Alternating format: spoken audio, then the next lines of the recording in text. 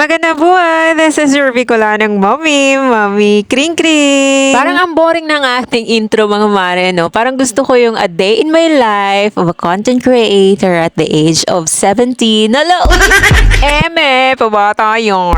Eto nga mga mare, at nag-asikaso na nga ako dito dahil maglalaba nga ako. Pero bago nga yan mga mare, eto't mag-aalmusal nga muna kami. Milo at tinapay nga lang ang aming almusal dyan mga mare at hati nga lang kami sa isang baso ng aking anak at solved na nga yan sa umagahan. Tapos eto nga mga mare, tapos na nga kami mag-almusal at inasikaso ko na rin nga itong aking mga lalabha. Mga damit nga ito ng aking anak, tapos nagkuha na rin nga ako ng mga damit namin. Tapos yung pantalon at mga short nga mga mare at pang trabaho at yung mga bedsheet na tinanggal ko rin nga ay bukas ko na nga lang lalabhan. Tapos eto nga mga mare, tatlong timba nga yan mga mare. O diba napakalakas ng loob ko nga na maglaba ng marami dahil meron na ngang washing. Second hand nga ito mga mare at nabili nga ito ni Papa ng 1.5. At syempre makikihiram nga muna tayo niyan mga mare dahil sobrang dami na naman nga ng aking labahin. Dalawang beses na nga itong nagamit mga mare at hindi pa naman pumapalya. At palakas pa rin nga ang ikot niya mga mare kaya mukha namang magtatagal. At eto nga mga mare, pagkatapos ko nga maisa lang doon ang aking mga labahin, eto't pumasok nga muna ako dito sa loob dahil meron nga ako mga naiwang hugasin kagabi. Oo mga mare, tinamad ang person.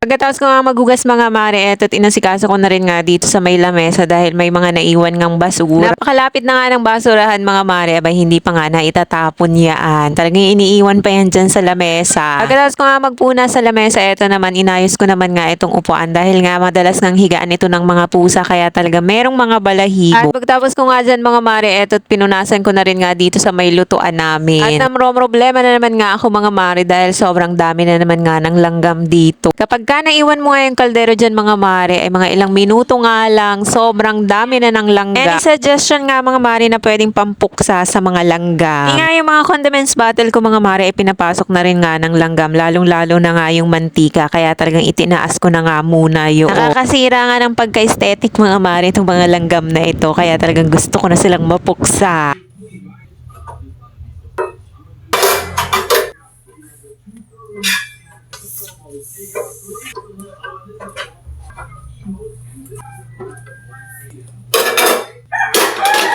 Habang naglilinis nga ako dyan mga mare, ay pinapatingnan-tingnan ko nga sa aking anak kung tapos na nga ba itong pinapaikot ko sa washing. Ito talaga mga mare ang kagandahan kapag ka merong washing machine. Talaga nakakapag-multitasking nga mga mare. At eto nga mga mare, inalis ko na rin nga itong rubber mat dito sa may kwarto dahil meron din talagang mga langgam dito. Kaya eto't magwawalis nga muna tayo. Sabi nga nila kapag ka maraming langgam nga daw sa loob ng bahay ay maraming blessing. Parang wala naman. Hindi talaga ako naniniwala dun mga mare. Siyempre maraming langgam dahil nag-iipon nga yan ng pagkain dahil magiging tag-ulan na naman. Mas naniniwala nga ako mga mare sa blessing kapag ka ito'y pinagtratrabahuhan mo. At eto na nga mga mare, hanggang dito nga sa sala ay nagwalis na rin nga ako. Siyempre hindi lang yung kwarto, kusina. Siyempre pati sala rin ay lilinisan natin yan. At ng mga oras na rin yan mga mare ay napapagod na nga ang person. Ito talaga ang ayoko rin mga mare kapag ka nagmumultitasking.